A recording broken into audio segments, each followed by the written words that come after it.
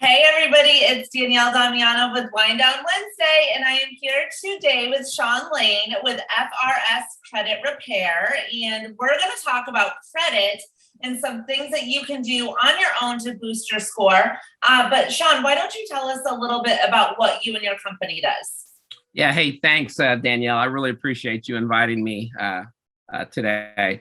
Yeah, so we help people improve their credit so that they can do things in life. I like to call your credit score is your adult GPA. It's your grade point average. So many things we do in life have a credit score component to it.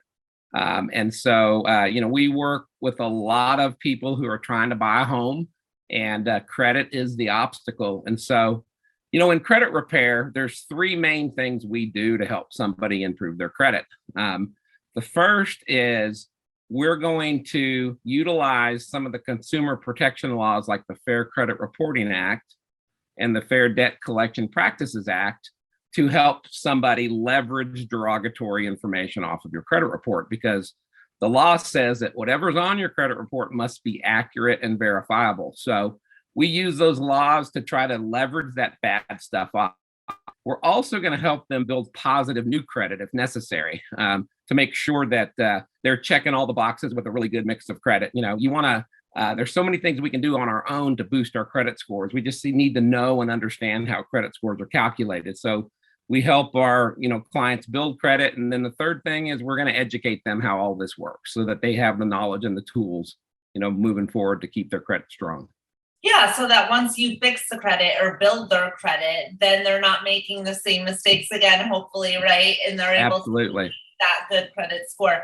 So what would you say a good mix of credit is? Like if somebody either had no credit at all or is building their credit back up, what would you say a good mix would be? Yeah, so a good mix of credit is a minimum of 3 revolving lines of credit, which are credit cards. Okay. So you want to have, now, if you only have one, you may not want to get them all immediately, because we get penalized also when we apply for credit. So we got to be careful with that. But at the end of the day, you want to have a minimum of 3 credit cards, and you want to keep that utilization of those credit limits very low, below 10%. So you don't want to carry balances. You want to pay those cards in full, but make sure that you're not, more than 10% utilized. So if you have a $300 credit limit, you don't want to use more than $30 on that credit card.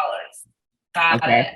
And then also you want to have at least one installment loan. Now, most people have an installment loan because they have a car, or they have a student loan or whatever. But if you only have credit cards and don't have an installment loan, you're missing a big aspect of what your score could be if you did have an installment loan. Okay. And then obviously, if you have a mortgage, you're going to score higher than the person without a mortgage, all other things being equal. So basic minimum is 3 credit cards, 1 installment loan. Okay, great. Now, what are some of the things that somebody could do on their own to increase their credit score? Let's just say, they wanted to try and do certain things to boost their score. Yeah, so the number one thing is we need to look at our credit report. So we need to be monitoring our credit. There's lots of good companies out there where you can monitor your credit for a fee. There's also ways to do it for free. But what is the company you would recommend? Well, I would recommend ID Club or Identity IQ. You can find links to that on our website. Okay. It'll cost you just $1 to order that report on a 7-day trial just to see what's happening. So that's a good place to go. Just go to our website, click the credit monitoring link, and for $1, $1 7-day trial, you can look at all 3 credit bureau reports side by side. And that's a soft credit pull, so it doesn't impact your credit.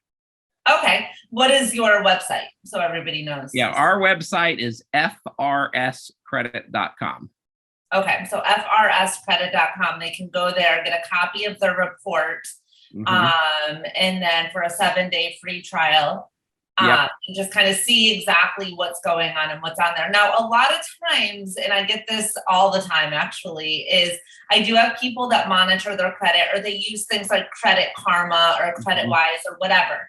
And when I pull their credit, the credit score that I pull when they're trying to get a mortgage and the credit score that they're seeing on Credit Karma are two totally different things. That's so correct. What is the reason for that?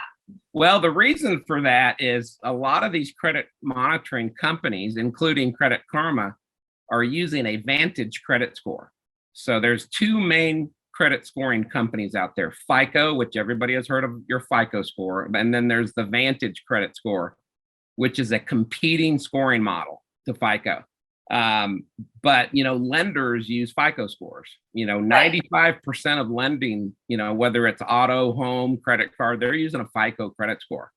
And so, Vantage credit score wants to compete and become the main thing for credit scoring, but, it's not happening yet. So it is going to be different, just as if you pull their mortgage credit score and then they also were buying a vehicle, that those FICO scores are going to be different, because within FICO, they have 10 different FICO credit scoring models that are industry specific, and so the credit scores are just going to be different. But the good news is all of the credit scoring models use the main factor credit score, which is 35% is how you pay your bills. Okay.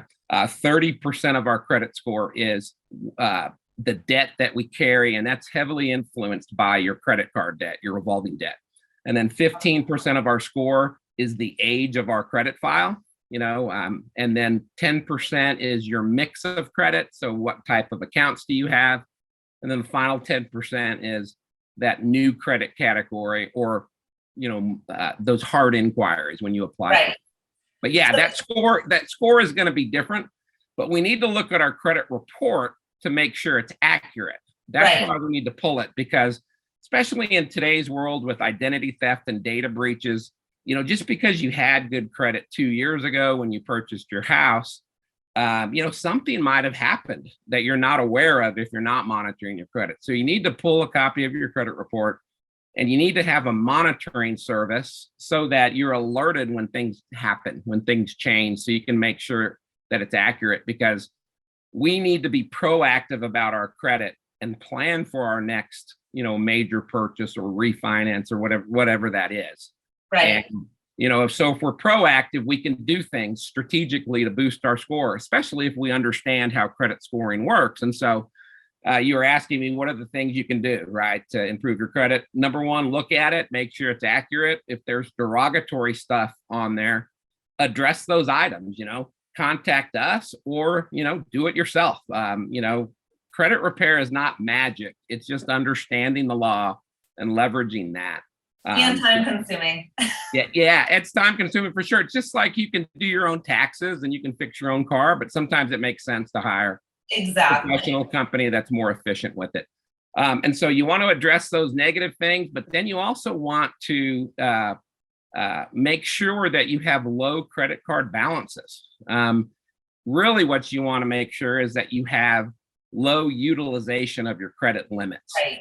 So, if you have $10,000 in credit limits between all of your credit cards, you really don't want to carry more than $1,000, because this is just kind of a rule of thumb, but for every 10% you're utilized of your credit limit, it's costing you more or less 10 credit score points. So if you're 80% utilized and you're able to take some money out of savings to pay those credit cards down, if you can pay them down to 10%, you might pick up 50 or 80 points. Right. And so, that's what you want to do, is make sure the report is accurate, address those negative items, make sure you have 3 credit cards, you have low utilization.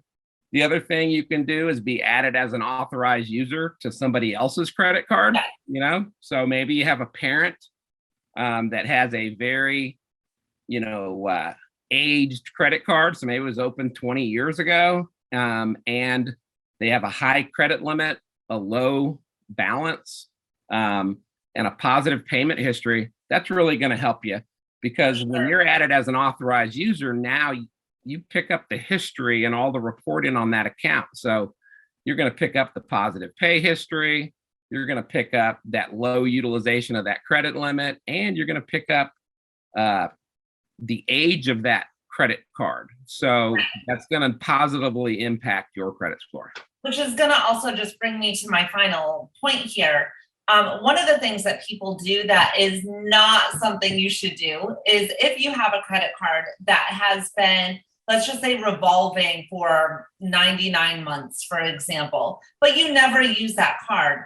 I have people that will go and cancel the card, and it actually will hurt their score as opposed to helping their score. So even if you have a credit card that you don't really use, but it's got excellent history, it's been revolving for a really long time, it's not always wise, right, to go and close that card. Yeah, it's almost never wise. I mean, especially if you don't know, what your picture looks like. And so, sure, you might have a credit card that has an annual fee that you don't feel like you're receiving value for that. And so maybe it does make sense to close it, but you need to be strategic and look at your whole picture and make sure you're not closing your oldest credit card or your one with the highest credit limit, because when you close that account, you essentially lose the credit limit from that calculation of utilization. And so, it could drive your utilization up, we're going to hurt your credit score. It's also going to affect your mix of credit because now you have one less account reporting to your credit report. Yeah. Now, it won't affect the age of your credit file yet because age of credit is open or closed. And so closing that credit card won't hurt the age of your credit file, but it will hurt the other categories for sure. Right. Exactly. Well, thank you so much for all of these tips. These are all really good. If anybody needs any credit help or wants to get a copy of their credit report, they can go to www.frscredit.com. Shawn Lane's info is going to be in the video, so feel free to reach out to him and he can definitely help you get your score up, put you in a position to, buy something or even just fix your credit. So thank you so much for all of these tips. It was definitely very helpful. I appreciate that. Thank you, Danielle. I really appreciate it. You have a great day. You too. Bye. Bye.